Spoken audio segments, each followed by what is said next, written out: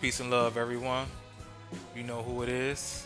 It is I, Archbishop Belmont, from the illustrious noble house of Belmont, and I'm coming to you again from the Third Temple English Church of England, which is headed by our King, Clifford Jefferson, from the Royal House of Plantagenet, as well as Queen Godwin from the House of Godwinson.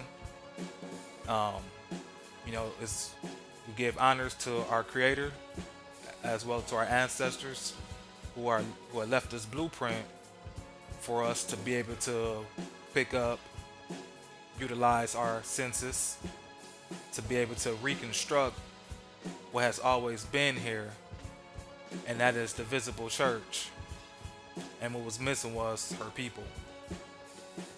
But right now, I'm stepping outside the church in a sense, but not really because I'm always connected because I'm doing my angelic work, you know. And we have many of our angels is out here, those who don't even know that they're angels, uh, who are doing the work but haven't brought themselves home and connected the dots by utilizing their senses to see that heaven is right here, and not only heaven is physically here, but heaven has a name, and it's called the Kingdom of England. So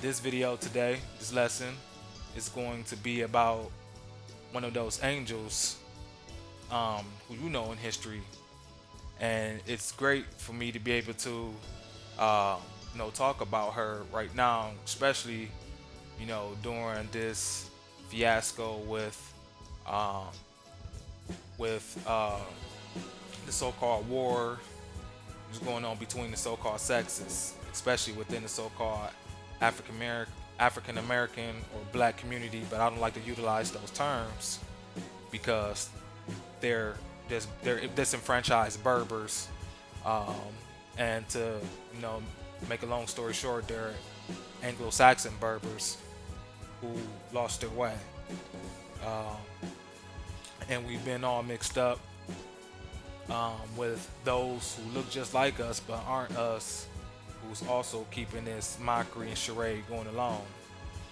Um, so the blood is all mixed up, but we already talked about that in previous videos. But like I said, we're going to talk about our sister Harriet Tubman, or our sister Araminta Ross, because that's what her born name is Araminta Ross. Okay. Um, and since we're going to be coming into the month of March, I think that this is a great time to be able to talk about it because talk about her because she was born in March, you know, and she was laid to rest in March. So without further ado, let me go ahead and get this video on up.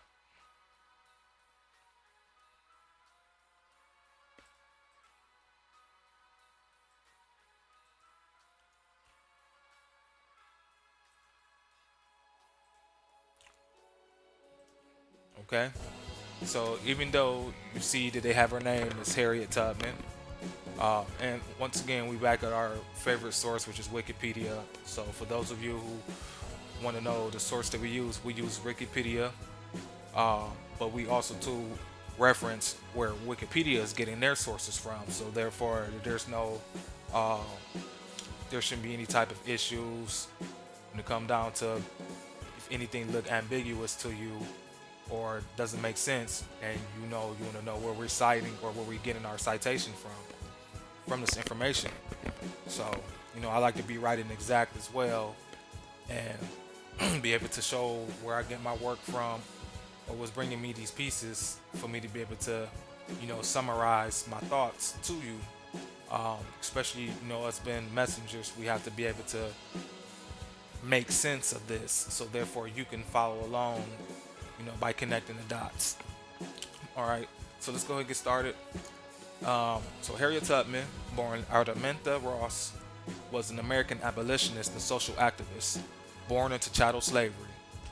Tubman escaped and subsequently made some 13 missions to rescue approximately 70 similarly enslaved people, including family and friends, using the network of anti-slavery activists and safe houses known as the Underground Railroad. Now, pause. We all know the chattel slavery is just another term of ownership, and in this case, ownership of human. Um, so whenever you hear chattel slavery, just as another form of ownership, and someone's owning someone via it could be in indentured servitude, because when you realize indentured servitude never actually ended, especially when you think about, like said, owing a debt. So a lot of the disenfranchised people or um, English subjects, because during this time right here, they're still underneath the subjectivity of the King of Great Britain. Yeah, the King of Great Britain is still in power at this time. So, and she was born in March 1822. So those who were subjects of the King of Great Britain, um, they were still their property, or excuse me, not property. They were still underneath his subjectivity, because slaves, you can't relinquish your allegiance. You're still underneath whoever so-called you were with. And chattel slavery was created underneath the British monarchs. So, but they were the first ones to so-called ended it, the slave trade, and but it was still being kept up, as you see within um, the United States, which is still crown, doing business on crown land. Okay. Next, it says, so using the network of anti-slavery activists and safe houses known as the Underground Railroad. During the American Civil War, she served as the armed scout and spy for the Union Army. In her later years, Tubman was an activist in the movement for women's suffrage. Born into slavery in Dorchester County, Maryland, Tubman was beaten and whipped by various slaveholders as a child. Early in life, she suffered a traumatic head wound when an irate enslaver threw a heavy metal weight, intending to hit another enslaved person, but hit her instead. The injury caused dizziness, pain, and spells of hypersomnia, which occurred throughout her life. After her injury, Tubman began experiencing strange visions and vivid dreams, which she ascribed to premonitions from God. These experiences, combined with her Methodist upbringing, led her to become devoutly religious. Alright, so pause. We're going to stop 1 second. Let's go ahead and go to Methodist upbringing. Bring us to Methodism. Methodism, also called the Methodist movement, is a group of historically related denominations of Protestant Christianity. Protestants were those who were going against the so-called established church at the time, which was the Church of England. And they had their reasons, but them separating was pretty much disconnecting them from the connection to England itself, because of they're not recognizing the king any longer. But let's continue. A Protestant Christianity whose origins, doctrines, and practice derived from the life and teachings of John Wesley. George Whitefield and John's brother Charles Wesley were also significant early leaders in the movement. They were named Methodists for the methodical way in which they carried out their Christian faith. Methodism originated as a revival movement within the 18th century Church of England and became a separate denomination after Wesley's death. So pause. So as you see, Methodism was still part of the Church of England until Charles Wesley's death, or excuse me, John Wesley's death. So John Wesley, let's see, when did he pass away?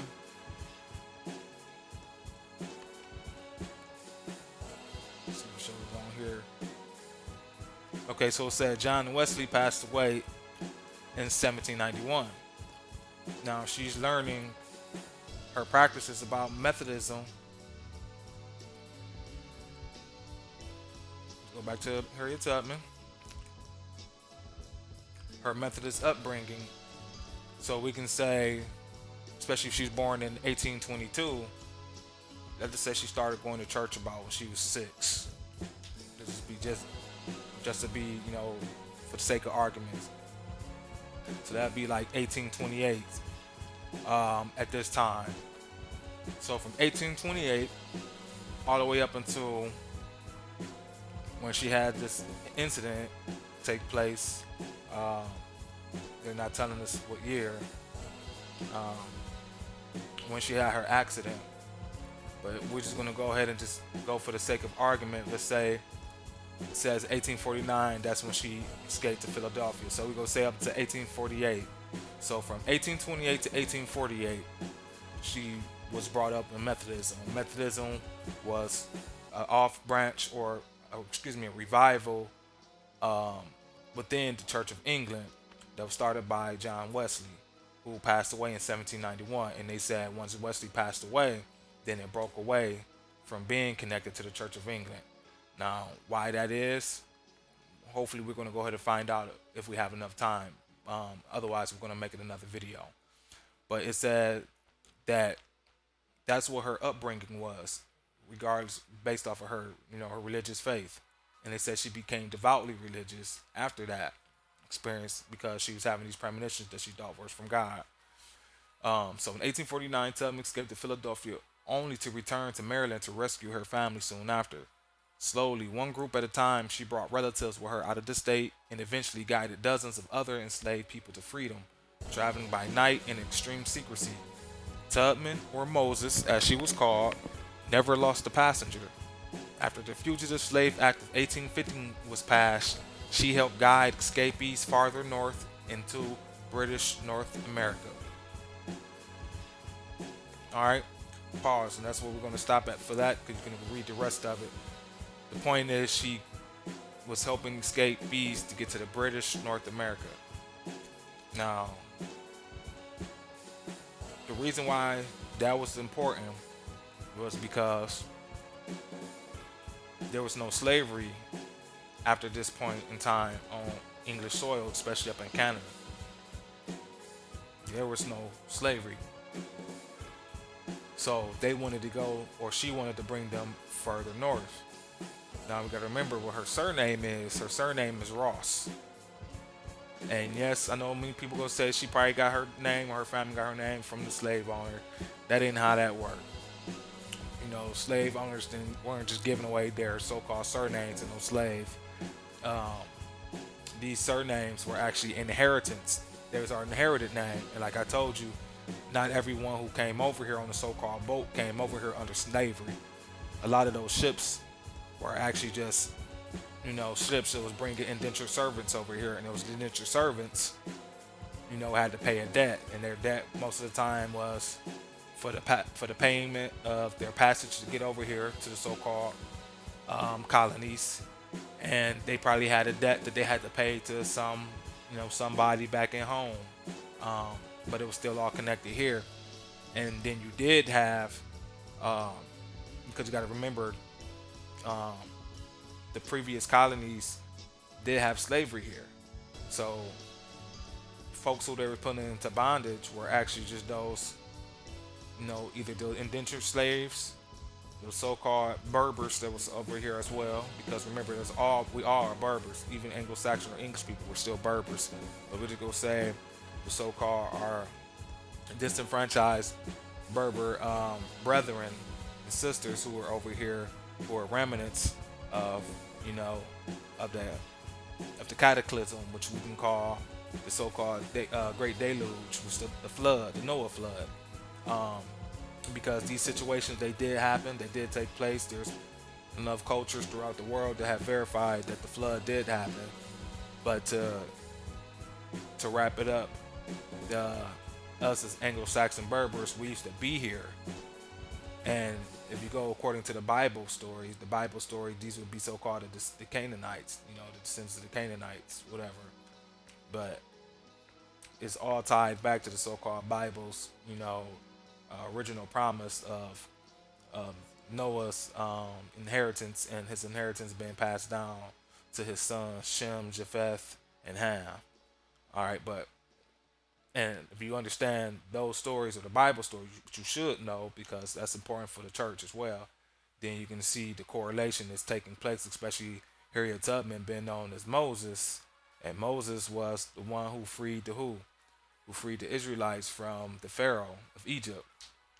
And we know Egypt, or these Egyptians, were actually everybody during this time, were either came after the Berbers or were Berbers themselves. But this is all Berber history, or Berber stories, and these are all Berber people. And depending on what nation or kingdom you represent was determined what Berber you were. Like how we still got Berbers all over the world. But us, historically, ancestrally, uh, you know, over here are Anglo-Saxon Berbers. Okay, and now knowing that Harriet Tubman name, excuse me, her true name was Araminta Ross. All right, so we go to the House of Names.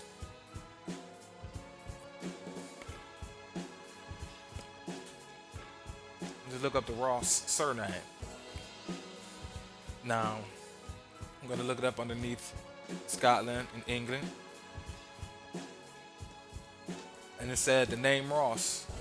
You see, you got the three lines like the crest of England.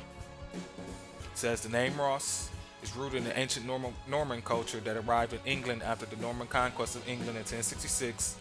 It was named for someone who was a person who had given name Andrew, which is derived from Honorius.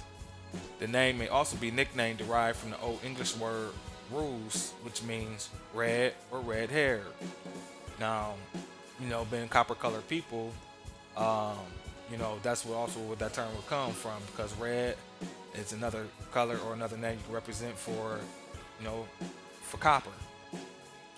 Okay, so it says the surname Ross was first found in Yorkshire, although there seem to be two distinct origins of the surname. This history discusses in detail the English-Scottish border's origin of the name. For this origin, the first reference to the name was Godfrey de Ross, a vassal of the de Mooresville, obtaining from Richard de Moreville the lands of Stewarton and Cunningham. This family of Rose came from Yorkshire. James de Rose, Reginald de Ross, and Peter de Ross appear about the same time, also vassals of Richard de Moreville. These people are also listed as witnesses in his charters. The aforementioned Godfrey de Ross witnessed de Mooresville charter of Glor Moristan with Eldulfus Filius Itredi, century 1189. That's time immemorial, where the reign was King Richard I of England from the Royal House of Plantagenet, who our king descends down from, patrilineal wise. A few years later, in 1205, Sir Godfrey de Ross, Arthur de Ross, and Fergus de Ross witnessed an agreement between the Burgesses, which means free man, of Irvine and Bryce of Oglenstone. Robert de Ross, 1227, Baron, was the son of Everett de Ross of Helmsley or Helmlake in the North Riding of Yorkshire. The family also held lands in Holderness, where was situated Ross, to which they gave or from which they received their name. Robert succeeded to his father's lands in 1181, paying a relief of 1,000 marks. In 1195, he was bailiff in Castillon, Bonneville, sur Torques, in Lower Normandy, near which the Norman lands of the family lay. The manor at Roos, Yorkshire, was from the reign of Henry I. That's Henry I, Royal House Plantagenet. The seat and property of the noble family Roos, one of whose barons had the glory of leading the second division of the English army at the Battle of Crecy. The site is still visible of the castle of the former barons, and in a part of the old moat have been lately found misericord dagger and some amber beads. The place confers the original title on the present family of De Ross. Okay, and the different name variations of it. Okay, so this is her from her father's side, because remember, her father will still be underneath as a subject of the Kingdom of England, or excuse me, a British subject, because after the Acts of Union in 1707, all English and Scottish subjects became British subjects. I repeat, after the Acts of Union 1707, all Scottish and English subjects became British subjects. So her father had this surname, and according to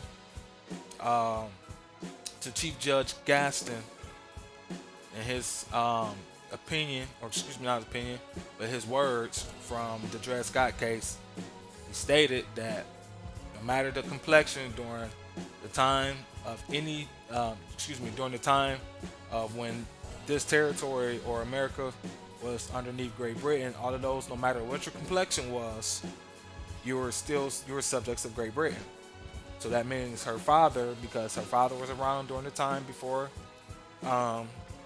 Actually, the separation so-called happened in 1783 for the Treaty of Paris, which means that her grandfather was underneath there during the time of Great Britain. Excuse me, King George III, which still places by descent her as being a British subject and her being born in 1822.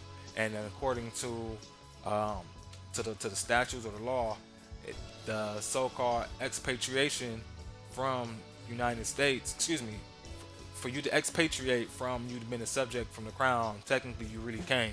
But let's just go ahead and go with it for the sake of the argument. From the British monarch took place in the year of 1870. So, and this is all during the time of what? The 14th Amendment. When the 14th Amendment was created through the so-called Civil Rights Act. Um, so, civil rights are different from rights of you being a subject, because civility or civil rights makes you a so-called citizen, which places you underneath a municipal uh, jurisdiction. The municipality, which takes you out of you being a so-called subject to the king or from the kingdom you came from. But we're not going to go too far into that. I don't want to get off topic. But as you see, that her surname is tied back to England or Great Britain. She was connected to Methodism because of her church. Her belief or brings up which Methodism started as being separate from a separate denomination or connected denomination, excuse me, to the Protestant church, but it was a revival that is so-called originated in the Church of England during the 18th century. So, and like I said, the movement spread throughout the British Empire, the United States, and beyond because of vigorous missionary work, today claiming approximately 80 million adherents worldwide. So, and it was based off of his method. So that's how it came to get that name. So, what we're showing now is the Harriet Tubman, who was actually freeing the so-called um, English heirs as well as subjects of Great Britain. She was freeing them underneath the Underground Railroad to the Promised Land. And the Promised Land, as you see, was so-called British North America or Canada at that time because it had no slavery, and it's tied to the Somerset versus Stewart case, which said that slavery did not exist on English soil, and the British were utilizing the rights of the English, so ab initio, and Canada did not have slavery up there. She was trying to bring them up to the Promised Land where they can now utilize those rights and prerogatives to tie them back to the Kingdom of England, Great Britain. All right. So there you have it. You know, I just showed you. You know, the Harriet Tubman. We're going all the way to British North America to free so-called slaves. All these people have English surnames. Her spouse was John Tubman, another one Nelson Davis. Her father, Harriet Green Ross. Her mother, excuse me, is Harriet Green Ross. Her father, Ben Ross. It said these are all English people or subjects of Great Britain. You know, so she was doing her due diligence based off of the situation that she was placed in because of her injury, and she was the the Moses at that time. No difference than Noah. All of these Noah, Moses, Harriet Tubman, or Amarita. Man, messing up. Let me say it right. Araminta Ross. I was right. Were working off of their blood, their inheritance. You know, that's something that passed down to them. And as we shown you from the Ross surname, that her people were also known to. It says what battle was that? It says one of the barons had the glory of leading the 2nd Division of the English Army at the Battle of Crécy. So this is her people. There, she's a leader. She comes from leadership. It's inside their blood, you know. So I want to give it up for our ancestors, because everyone who's in that, a descendant from the Kingdom of England, Great Britain, or descendant from the Kingdom of England, Great Britain is our ancestor. Um, we're one family because we had one head. Our paternus patriae, which was our monarchy, our king, as well as our queen consort. So we need to, start paying attention to, you know, our true history that's still right here and actually live it, because that's what have been incorporated within our timeline today that we're dealing with for us to be able to be freed again. And as you see, it's only going to happen through the church and the conviction that you have within your heart. So it was, it's always, like I said, a pleasure to be able to come out here, do these teachings.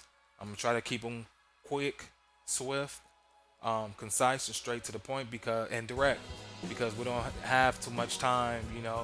As you see the state of affairs of our people today within our own community.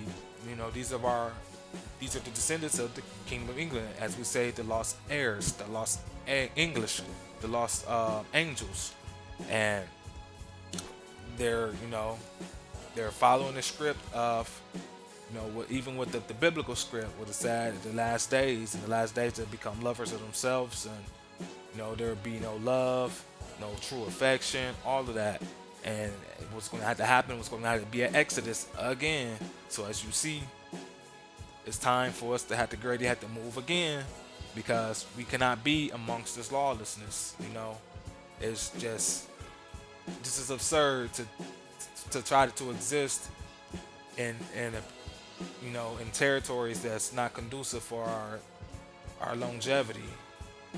Like I said, we're an endangered species, and as far as even though they don't talk about it, but you didn't even know that you were English or you was Los Angeles.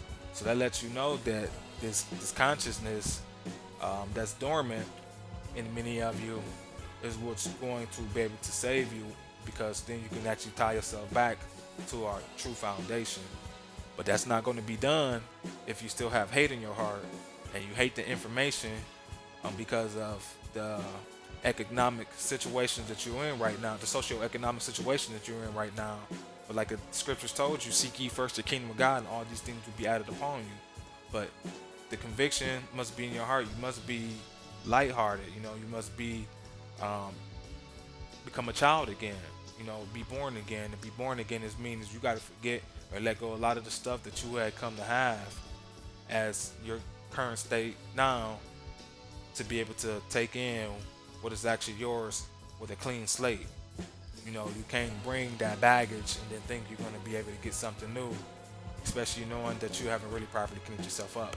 So, with that being said, we love you. Please like, share, subscribe.